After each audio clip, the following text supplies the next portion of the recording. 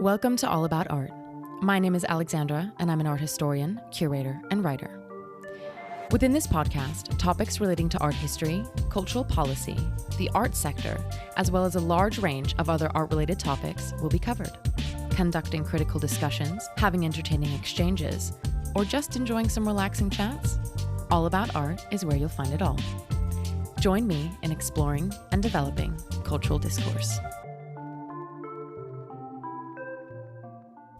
Welcome to another episode of All About Art. In this episode, I sat down with James Cahill, art critic, academic, and author.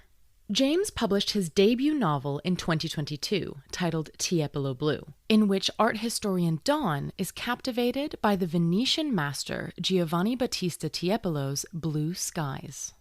The story is set in the 1990s, beginning in Cambridge, where Dawn is a professor. Throughout the novel, Dawn goes through both an artistic and sexual awakening after moving to London, starting a new job, and charting unfamiliar territory. Listen on to hear me ask James about the process of writing the novel. We speak about his research, the storyline, the setting of the London art scene in the 1990s, and more. He also takes time during our interview together to give us a reading directly from the book, allowing us to gain a deeper insight into his writing and the main character's personality. Thank you, James, for coming on the podcast. Before I dive in, I wanted to let you lovely listeners know that All About Art is on Patreon. So if you want some behind-the-scenes content, maybe a bit of merch, the chance to get one-on-ones with me and my guests, or you're simply wanting to support this project, I would be absolutely thrilled if you decided to sign up. You can do so through the link in the show notes. I also wanted to say thank you to those who have already signed up. Your support means the world, and it makes the further production, improvement, and growth of the podcast possible. And for that, I'm incredibly grateful. Also, thank you to our sponsors at Synergy Associates, the art world tech gurus, for supporting this episode's production at their clubhouse on Pall Mall. You can find more about Synergy and their facilities in the show notes. And now, on to the interview. Welcome to the podcast, James. Thanks, Alex. I'm delighted to have you here to talk about writing, and in particular, about writing fiction set in the art world. In 2022, you published a novel titled Tiepolo Blue, which will be the focus of our interview here today. For all of the art history enthusiasts listening, can you start us off by telling us more about the title and what Tiepolo Blue is referring to? Tiepolo Blue is a novel about art, as you say, and in particular, it's about an art historian, a man in his early 40s called Don Lamb, who is an expert, a world authority on the 18th century Venetian artist Giovanni Battista Tiepolo, hence the title. And Don has been brilliantly successful in his life so far. Academically, he's at the height of his powers, so he's written a string of books, he's won all of the accolades that an art historian can win. And yet, he remains fatally inexperienced in matters of love or life or the world. He's really spent his whole adult life in this closed, rarefied community of a Cambridge college, Peterhouse College. And he's fixated more than anything with Tiepolo's ceiling frescoes. And Don believes that there is a sort of mathematical order to these compositions, a structure and a symmetry that threads back to the art and architecture of classical Greece. So for him, in the imagery of clouds and air and figures, there's a sort of precise classical geometry to be found. And then one day, a contemporary art installation, something not unlike Tracey Emin's infamous bed, appears seemingly from nowhere on the lawn of his college. And I think I'm going to read this episode a little bit later, but for now, I'll just say that the arrival of this work of art is completely destabilizing for him. It throws him out of his old complacencies, out of his old world, and it catalyzes the whole plot of the story. The blue part of the title is something I haven't addressed yet. Tiepolo Blue, there's a particular shade of blue in many of those depictions by Tiepolo of sky, kind of mid-blue infiltrated by cloud. And whenever I used to go and look at Tiepolo paintings in galleries, it was one of the first things I always noticed, that shade of blue. And in the course of this novel, as Don's psyche and emotions begin to transform, he begins to see Tiepolo's pictures differently, and he begins to see that shade of blue all around him in the world. And can you tell me a little bit more about your background and how it may have influenced the plot in Tiepolo Blue? Like, did you bring any personal experiences into the book? I did, absolutely. I mean, loads of my life and experiences in there. For the past 15 years or so, I've worked in the art world in London and in academia. And in the last few years, alongside novel writing, I've been writing a fair bit about the relationships between modern and contemporary art and classical antiquity. So thinking about the parallels between new art or newish art and ancient Greek and Roman art and mythology. And that's a relationship, this idea of classical versus contemporary and what we mean by those two categories. That's something that comes into the story of Tiepolo Blue in all kinds of ways. On that note, actually, I'm just pulling it up because the other day I was flipping through the most recent edition of Art Forum, and you wrote an article, what was it? Janus Doe, and it was your writing on Louise Lawler. That's right. Yeah, I just wrote an article on Louise Lawler's exhibition, but it's partly about her exhibition recent show in Los Angeles, where she showed this incredible series of photographs. And one of them is a sort of blurred double exposure image of the heads of the horses from the Parthenon pediment. And it's actually a plaster cast of those heads. So as is typical with Louise Lawler, it's a sort of image of an artwork that's not the original artwork. It's a cast of that artwork. And she's kind of playing with this whole idea of reproduction and doubling. And what an original is, or what we even mean by original. But that's something that fascinates me, the concept of originality and the fact that you're always sort of chasing some sort of elusive original that's never really there. And that's absolutely the case with classical myth. You know, these stories were recycled, and you try and go back and find the original, and it doesn't exist because the texts are lost, and these things were, passed down orally for a long time before they ever got written down. The classical text that I'm interested in is Ovid's Metamorphoses, but that was written around the time of Christ, and it was a sort of encyclopedia of myths that were thousands of years old or hundreds of years old already. Mm-hmm. So that's something that interests me a lot, the long historical or cultural context of art today, something that you find in Louise Lawler's work, and that of many contemporary artists. Absolutely. I mean, the next question that I was going to ask would be about like your areas of research were contemporary art in Britain, but also classical Greek and Roman sculpture, and like the influence or like the role of art in the novel. For over a decade, I worked at a gallery in London, Sadie Cole's HQ, which, as some of your listeners will know, is a commercial gallery in the West End that represents a whole international range of artists. And in the time I was there, I worked on exhibitions and research and press and a number of things. And in that time, I became particularly interested in the British art of the 1990s by artists like Sarah Lucas and Angus Fairhurst, among others. That scene in the 1990s in London and the work of the artists who came to be known as the YBAs, or Young British Artists, although they always disliked that saying. That scene, that art had a special character. And I think part of it was that the contemporary art world wasn't as large or professionalized as it is now. And there was this real mood of possibility in the air and this desire to experiment. And at the same time, artists were bypassing the old systems of commercial art galleries. You know, there were very few commercial galleries in those days, and they were having to bypass those and do their own thing, stage their own exhibitions. Frieze was the famous example in 1988, the show that Damien Hirst and Angus Fairhurst organised that brought that whole group to prominence. But there were various others, and you had galleries like City Racing in the Oval. That was an old betting shop where a number of really important solo shows took place, including Sarah Lucas's landmark show, Penis Nailed to a Board, which is a brilliant title drawn from a tabloid newspaper headline. Back in those days, she was, a lot of her work was drawing directly upon the Daily Sport or the Star or whatever. So that was a story from the pages of one of those papers. But those shows were groundbreaking. And this was before, in the mid to late 90s, the YBA thing sort of took off or gained traction in the public imagination. It was much more grassroots in the early 90s. And it was that moment that I think in this novel I was trying to get back to. My interest in that work then sort of developed into a desire to do my own research. And in 2013, I began a PhD thesis which looked at the work of British artists who sort of came to prominence in the 1990s, be it Sarah Lucas or Mark Wallinger, Gilbert and George, they came to prominence somewhat earlier, and thinking about their work in relation to Greek and Roman myths and statues, which of course seems like a very unlikely relationship, but I was interested in drawing out the admittedly unlikely connections that do actually exist between the bold new art of the 1990s or 1980s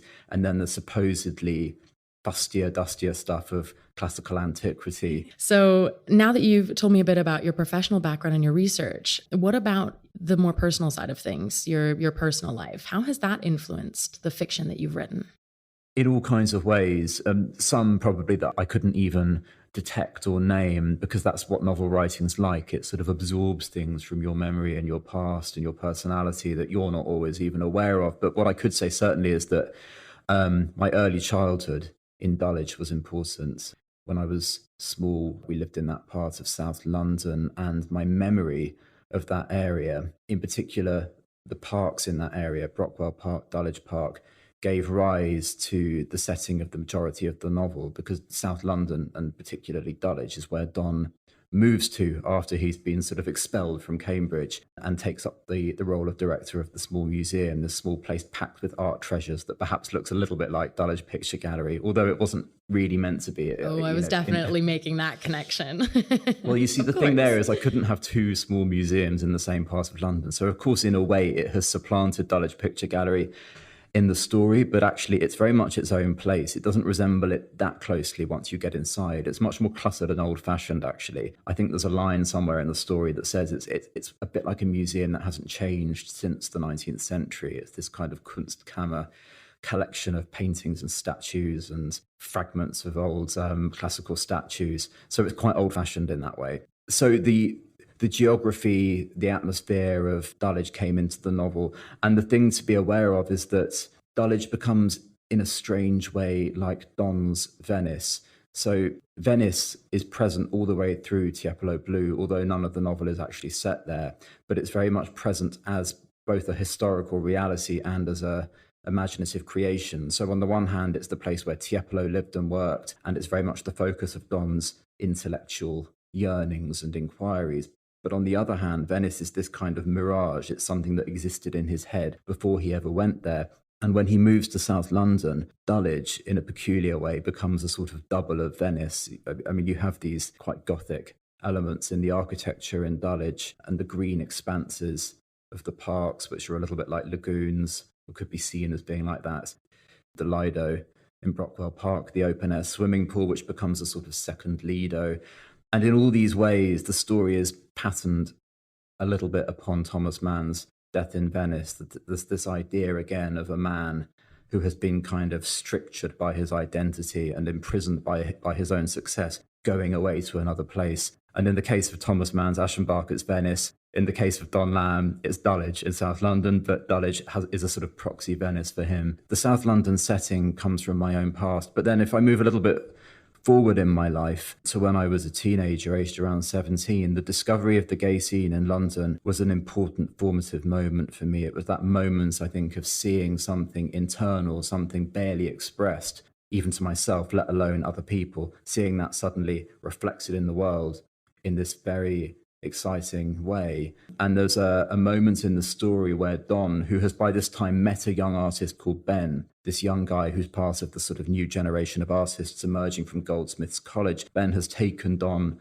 out and they've gone to Soho and they're going from bar to bar. And this is a sort of evocation, I guess, of my own experience as a 17-year-old. What, in terms of Ben, like the character, or in terms of like discovering and going from bar to bar? More in terms of Don. Oh, in terms of Don, because Ben, I was like, I know so many people that are so much like Ben. And also I went to Goldsmiths. I was just like, I loved him and hated him at the same time. I'm not going to lie to you. Because there were parts that were so like, you could see this almost immaturity as well. And so that was like watching that unfold, even though we've all kind of watched it unfold in our own lives, right? As we're getting older, but it just is frustrating.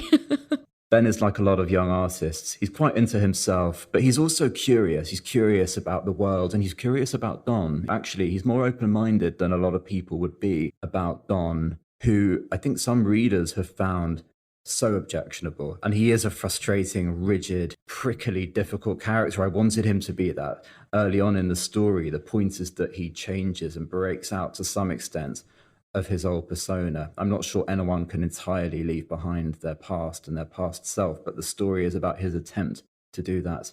And Ben is open-minded about this. He sees some potential in Don that other people possibly haven't seen. He takes an interest in him. And it's Ben who acts as Don's kind of guide into the world, who takes him into Soho, who shows him the world. There's never quite a physical relationship between them. It's Ben who induces these new desires in Don, or if not new desires that have always been latent in him that he's refused to act upon. So Ben plays this important role in taking a young artist's kind of bemused interest in this professor who he's kind of met by chance and fallen in with, and then drawing him out of himself. And I'm glad that you say that Ben is himself, tricky and not entirely likable, because that for me is what most people are like, ultimately. I'm suspicious of this idea that characters in novels should be straightforwardly likable and wholeheartedly relatable, because that to me is not real. And I think it's more interesting when the characters sometimes rub us as readers up the wrong way a bit. So I'm glad if Ben does that. Okay. Having read the book and everything, I'm like thinking back and I'm like, oh, okay, very cool. I think like what you just said about Ben as well, and thinking about reactions in the readers. I think that part of my reaction to Ben and sometimes my reaction to Dawn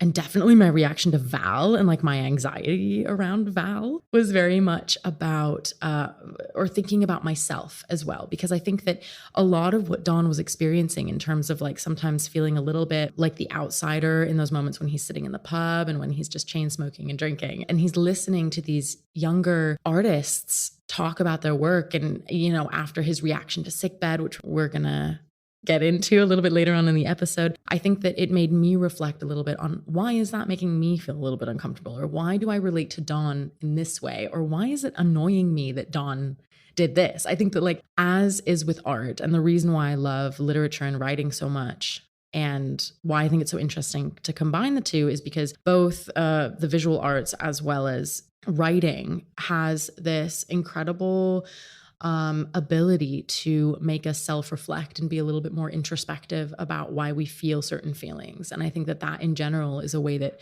we as human beings grow a little. And so it's like, I've met these characters that you've created, and it's taught me things about myself as well as told a really entertaining, interesting story. But yeah, that's just me going on a tangent. No, I absolutely agree. I so often think ambivalence is the good and right response to things, whether it's to a conversation overheard, as you say, when Donna's sitting in the pub at one point and hears young people, art students talking in a way that he can't quite comprehend, doesn't quite understand or like, but at the same time is fascinated by art, works of literature, complex works of art, I think, sort of demand a complex response. And that goes down to individual characters as well, particularly in the case where, you have a character who is to some extent unraveling or reforming, metamorphosing in the way that Don is throughout this story. I don't think it's possible to have a fixed response to him. He certainly doesn't have a fixed response to himself, although he begins the story with this very defined, overly defined sense of who he is, entirely restrictive because he's kind of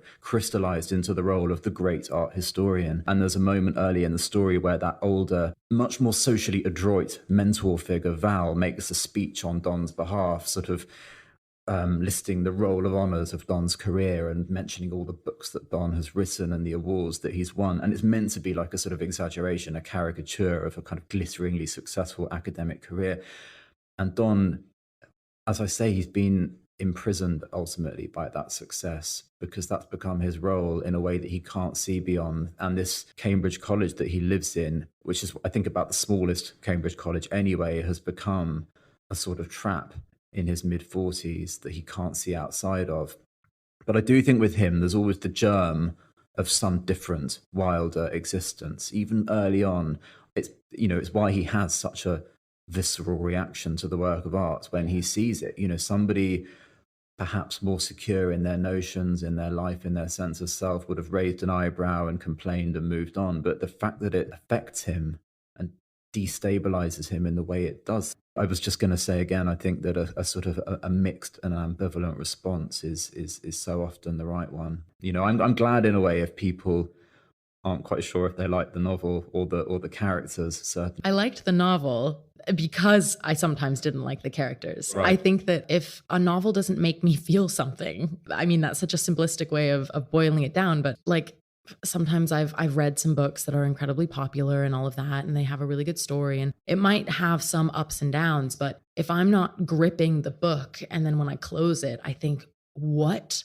just happened? And I have this feeling of like maybe melancholy or feeling a little bit like upset or feeling like it's really made me think about life in general. I think that that's what's really cool, you know? Absolutely. It has to speak to you. It has to speak to you. But then even to take it back to the story in Tiepolo Blue, certain things don't speak to you until they do. And I'm thinking of the example of Caravaggio. Don has always had this extreme hostility to Caravaggio as an artist. In some ways, Caravaggio being the antithesis of Tiepolo, in place of blue skies and delicate classical allegories, you have something much more sort of earthy and realist and erotic in a way. And Don has always been squeamish in the face of that and found something objectionable in the work of Caravaggio. But then importantly, sort of midway through the story, there's an exhibition of Caravaggio portraits at the Brockwell collection, the museum he's gone to work at. It was put together by his predecessor, so it's nothing to do with him. It's something he just finds himself looking at.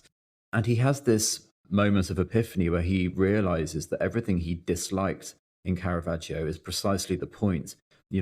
The dirt under their fingernails or on the soles of their feet, the sort of simmering eroticism of it, and the fact that the mechanics of those paintings show, you're not really meant to think it's just David or just Sebastian. There are real people holding a pose. This was always the point. He suddenly realizes this in a way that completely upends or repositions the way he thinks about that artist. So you see things anew in ways that you didn't expect to. And I guess that's always a thrilling experience. Yeah. I think that now, because we've spoken about like the juxtaposition between like the classical, like Greek and Roman sculpture, or like, for example, Caravaggio and Baroque painting, but also more contemporary art. And you mentioned Don's visceral reaction to sickbed. And so I would love to take a moment here for a short reading from the novel. Well, I'm actually going to read the opening passage of the novel, which, as you say, is the moment where Don comes face to face with this work of art, which is going to set in train the whole course of the story.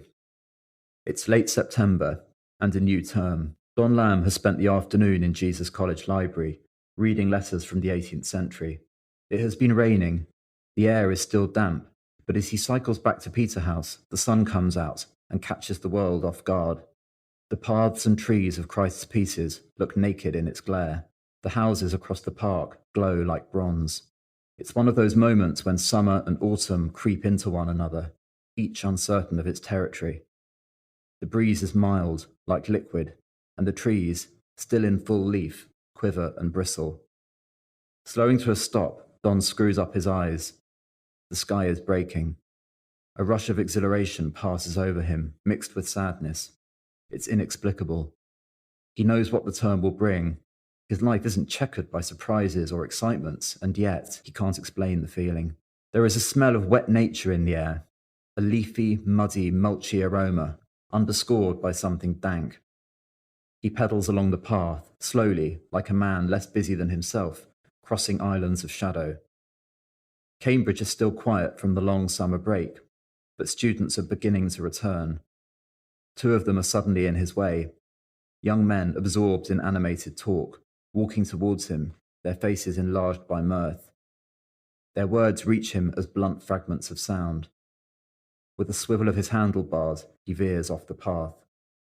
The changing course sends him straight into a stone bird bath, hitting it hard with his knee. Don slides off his bike and grips his leg. The pain subsides and leaves him in a tranquil stupor. Rainwater has risen to the rim of the basin, and the clouds overhead are visible through a debris of leaves, petals, and insects, dead and living, on the surface of the little pool. A cigarette butt floats in the confetti.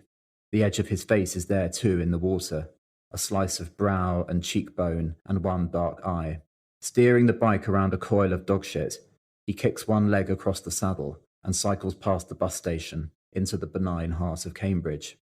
The sunlight is retreating as he turns into the gate of Peterhouse. Beyond the porter's lodge, in the middle of the front court, is something odd, a pile of rubbish on the lawn. Affecting indifference, he asks the porter when it will be cleared away. Not for some time, Professor Lamb. The porter's smile makes Don reluctant to ask more. Amid the latticework of pigeonholes, oak-walled inlets stuffed with envelopes and newspapers, fat wads of paper and stray sheets, his own niche, Professor D. Lamb, is empty. The pile of rubbish is more than it seemed. The skeleton of a bed lies at the centre of the grass, an iron frame packed with coil springs. It's propped at one end by a mound of empty liquor bottles, crushed beer cans and snarled up clothes. A black cable snakes across the lawn and disappears underneath the door at the perimeter of Old Court. There's a sign near the path. Angela Cannon, sick bed. Don looks back with fascination at the objects. Intermittently, the lamp shines through the wire innards of the bed with a blinding flash, and spidery shadows race over the quadrangle. Someone, the thought comes to him as he stands there, might see him. Colleagues might be watching from the windows of Old Court, watching this very second, squinting to register the verdict of the art historian. And so he assumes a look of cool disdain. The lamp changes angle and blazes through the pile of bottles, illuminating their glass surfaces, green, brown, the electric blue of a spent litre of Bombay sapphire. The colours induce a fit of blinking. Walking around the court to the staircase that leads to his rooms, he resists the temptation to look back. But the view from the window of his study allows him another glance at the junk on the grass below, so peculiarly arranged. It's more contrived than a heap of refuse, more knowing. He tugs the curtains closed, and the thin fabric pulses with an alien glare. Lighting a cigarette, he looks around him, as if to reassure himself that the rest of his surroundings are unchanged, just as they have ever been.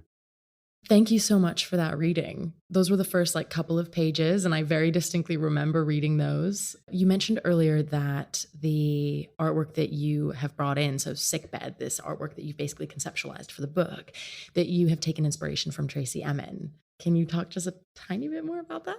Well, I'm going to be honest here. It was not actually influenced by Tracey Emin's bed, and I know that may seem unbelievable because the parallel is so strong.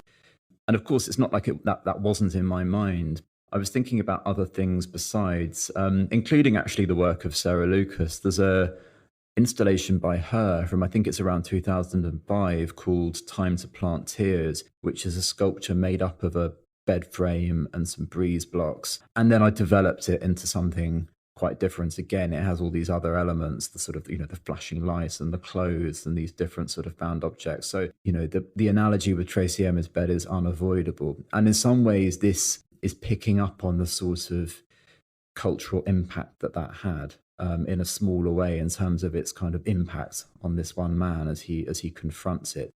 The time period is not dissimilar. We're here in 1994 in Cambridge, a few years before Emin's bed made waves. I actually didn't draw the parallel to Tracey Emin's bed when I was reading it. Oh, good. So Okay. Unbelievably, as you say, now that you mention it, it's like, oh yeah, okay, you can see these connections. But while I was reading, I was very much more focused on the light and this aspect of found objects, as you say. Right, yeah. And that's the important thing, actually. I mean, Tracey Emin's bed is of course, it's static. And one interesting thing about Tracey Emin's bed is how classical it could be said to be. I mean, that's a question I'm asking a lot in the research I do, but also asking in this novel. And it was motivated in part by a story that Tracey herself told about the origins of my bed when she was, because it was her bed. It was literally her bed from her bedsit in Waterloo, where she was living at that time. And she told this story of how she'd been ill one night and was crawling back to bed across the floor and suddenly saw her bed from a distance,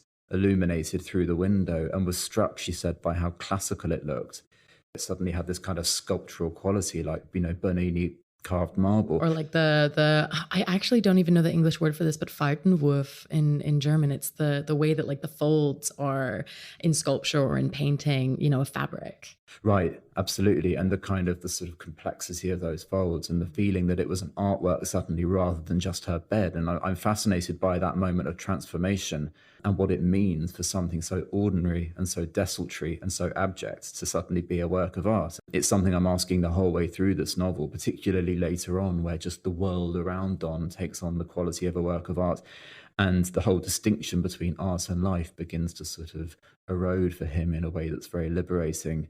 But what I was going to say is that Emin's bed is obviously static. Most found object sculpture is by its nature static, and in that way it shares something very obvious with sculpture of more traditional kinds, whereas Sickbed in the novel is kind of kinetic and it involves light. It's got a lot going on. It has this it's literally animate, it's animated. And I wanted the work of art and art generally in the novel to be kind of like a character or a force or something with agency. This thing is almost like it's got a mind of its own. It's like a sort of creature. And that, again, is, I think, why Don is so perturbed by it. Mm-hmm. You mentioned Sarah Lucas. And so can I just ask, because I am a huge fan of hers, how did you feel when Sarah Lucas read your book? Because obviously her praise is on the back cover, as well as other amazing people such as like Stephen Fry, for example. Was it nerve-wracking knowing that they were reading your work? Oh, and before I go on, for listeners who may not know Sarah Lucas, although I'm sure many of you do, she's an English artist born in 1962 and is of the generation of the YBAs, or Young British Artists, who emerged in 1988. She's internationally celebrated, and a solo exhibition of her work at Tate Britain titled Happy Gas actually just came to an end in January. Needless to say, a legend. Yeah, absolutely. And I thought that exhibition at Tate Britain was extraordinary. The whole exhibition was like a work of art, actually. It very much bore the imprint of her. It didn't feel curated. It was much more of a work of art. And, her whole career was represented, but not in a chronological, linear way. I don't know if it's nerve-wracking knowing that people are reading my work, possibly, but I guess I try to disassociate a little bit. So once the novel's written, once it's finished and printed and out there, it does have a life and an identity of its own. So it's not entirely mine anymore. And therefore, maybe I'm braced for a variety of reactions. In fact, I think any interesting novel ought to provoke a variety of reactions. So I try not to preconceive how people are going to react. And I certainly never write with an idea of an ideal reader or generating a particular reaction or writing for a particular kind of person. That's not how I think about it. Although, of course, you always hope that people will get it and embrace it on its own terms.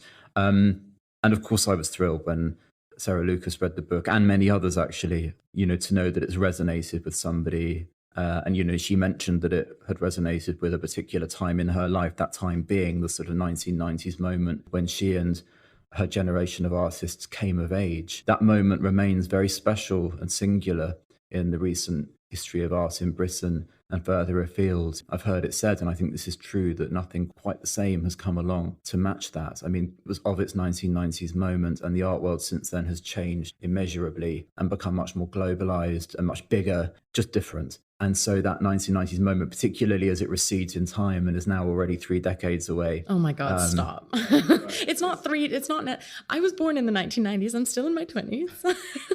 3 decades. Well, it won't be long. but as it recedes in time, I think it's possible to look back with a certain nostalgia. And I remember when I began working at the gallery in 2007, 2008, which was already a long time ago, there was already then a certain nostalgia. More broadly, I was interested in the 1990s as a sort of pivotal time, a hinge between two worlds and two eras. I mean, just thinking about where the novel starts in Peterhouse in Cambridge, Don belongs to a world that is sort of frozen in aspect and in many ways resembles an altogether older era. Peterhouse College in the 1990s wasn't so very different from how it had been in the 60s. I mean, there were women there by then, but you would almost not know it, certainly looking at the fellowship in terms of the tutors and the academics who were there. And then, of course, what he then goes and discovers in London is this much more sort of bold, groundbreaking, exciting world of new art and sexual freedom. And there's also a sort of generational progression felt very strongly in the 1990s in terms of gay identity and gay rights. And you see this generationally in the novel between the 3 characters of Val, who's in his early 60s, Don, who's in his 40s, and then the younger guy, Ben, in the sense that Val is of a sort of pre-gay generation. He knows what he is sexually, but he claims in this slightly affected way not to know what gay means or to understand the term, or he won't have any truck with gay rights. Whereas Ben, 20 years younger than Don, has perhaps moved entirely past gay identity to something less definable and less clear, or more open at least. Whereas for Don, between those two, actually the attainment of a gay identity is central to discovering who he is. Being able to name what he is important. And I remember as well, going back to my own experience, that time in the mid to late 90s was important. Things were changing in terms of the age of consent being equalized, Section 28 being repealed. And it was quite a unique time in terms of the scene in Soho as well. I mean, this was before social media. So for people at that time, bars, clubs, that was where you went to meet people. It wasn't going to happen really online. And that, again, I think gave the gay scene in Soho quite a special character. So yeah, I mean, I may be thinking with certain nostalgia about the art scene in the 90s, the gay scene in the 90s, but there were things that made it special, both those things special, that have gone away since. Yeah. I don't want to say too much and spoil it for listeners who will actually want to be reading the book, but within the story, it takes quite a few twists and turns. And I have to say personally, I was quite surprised, especially towards the end. So when you set out writing it, did you know that the story was going to develop in this way? Or was that something that sort of as you wrote it, that revealed itself during your writing process? I think I had a basic sense of where the story was going to go in terms of the final outcome, which for me was also the necessary outcome. But having said that, I find it impossible to write according to a set plan or a synopsis.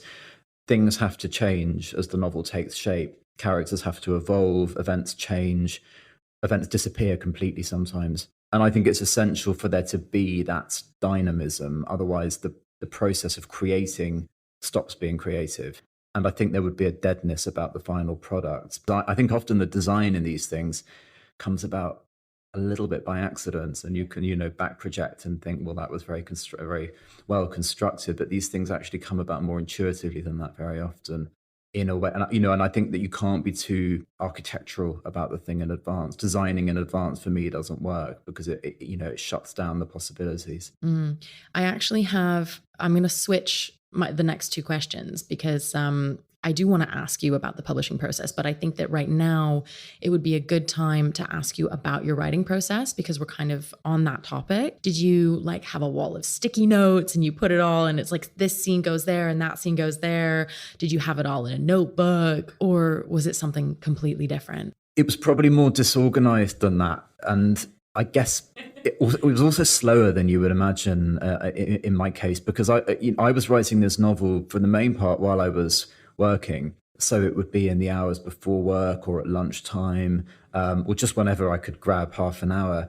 And typically I would just write short sections or fragments of scenes in the time I had, whether I'd be sending myself an email and filing the message away. I used to go to pubs in Mayfair at lunchtime, actually, when I was working at the gallery, not to drink, I should add, but because a number of those pubs, they tend to be quite quiet in the daytime. So I could just sit down and write scenes or snippets of dialogue. And other times I might be on a train, for example, and something would come to me. Something that a certain character would say, I would kind of hear them speaking and I'd think, yeah, that's good. And so I'd start to write something down, send it to myself as an email. I guess as the thing picked up momentum, as it became closer to a single drafted text, then I became more disciplined and began to actually think a bit more about the structure and architecture of the thing and how it was all going to hang together and whether the causality worked and the pace worked as I wanted it to work. Then I began to think about it in a more organized way. But for a long time, it wasn't like that. Yeah. And now I'm going to ask the question about the publishing, because when it comes to publishing a novel, I think writing fiction is very different to nonfiction. You basically have to be able to submit your entire manuscript when trying to find a publisher when you're writing a piece of fiction. Correct. At least in my case, I had to have a complete draft of the novel that I was able to show to people, specifically to agents, and also a select number of friends. And getting an agent is the first vital step in this whole process. And I was just very fortunate in finding someone who loved the novel, but I did have to have something I was able to give to them. I couldn't have just said, look, I've got this idea, I think it's great, and they want to be able to read something. And nonfiction is a different matter. For those who may not know, I mean, probably listeners won't know this, but there are publishers and there are agents. And with some publishing houses, you can submit a book proposal kind of via email, you can submit it directly to them. But with big publishing houses like Penguin Random House or what's another big one that, basically they say, you need an agent. We don't take unsolicited book proposals. And so that's right. You'd have to then submit your proposal to an agent, and then hopefully they would then be like, yes, we believe in this. And then they would be the ones that would go and reach out to these publishing houses, right? That's right. Yeah. So it's quite a multi-stage process, and understandably it could feel to people like there are numerous obstacles, but but then when it works and you have an agent who's backing you and gets the book and loves it and can help you with it, then of course that's hugely to your advantage. I have a penultimate question. Is there anything exciting that you're currently working on that you would be able to divulge here on the podcast today? Well, yes, I'm working on a second novel. It's called The Violet Hour, and it's going to be out in early 2025. And it also deals very much with art. It's a novel about art once more, but it's very different from Tiepolo Blue. It's set in the present day. It's set in the contemporary art world that we both know very well, the international art world. And it revolves this time around 3 characters rather than 1. So you have a superstar painter, a sort of Richter-level famous painter, a man who appears to have turned his back on the New York art world and retreated to Switzerland, to a beautiful house in the mountains, and no one quite understands why he's gone away. And then you have an old billionaire art collector, a man who again has become something of a recluse at the top of a residential tower in New York, surrounded by the treasures of his art collection. And he has become obsessed by a particular painting by our painter. And again, it's not quite clear why. He has this overwhelming obsession with this particular painting that he has to buy. And then thirdly, you have an art dealer, a woman in her 40s based in New York, who has represented the painter up until close to the time of the novel, but now he seems to have abandoned her. And again, it'll become clear over the course of the story why he's done that. And the whole thing begins with an unexplained death.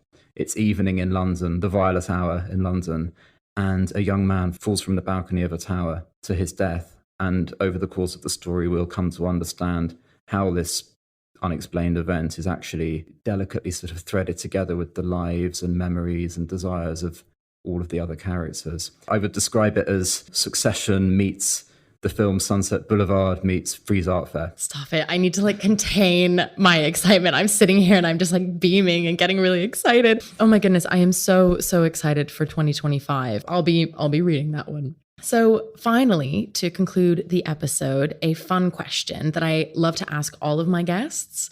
If you could pick one artist from art history to have dinner with, who would it be and why? This is really hard. And I often think sometimes it's better not to want to meet people you really admire. But if there were going to be one, I think it would have to be Francis Bacon. Oh. Because I've spent so many hours reading his interviews, watching him on film, on YouTube, that I guess I already feel I know him a little bit. Although I reckon I'd be pretty terrified. And who's to say he wouldn't be incredibly rude, because he could be like that. And that was his personality. But I still think it would be thrilling. Oh, lovely. Well, James, thank you so much for taking the time to come on All About Art and telling me more about Tiepolo Blue and all of your exciting upcoming things as well. Yeah, thank you so much. Alex. And that is it for today on All About Art. If you enjoyed this episode, please leave me a rating or a review, as it helps more people discover the show. Also, feel free to share with your friends, or if you share on social media, tag me and get in touch. Thank you so much for listening.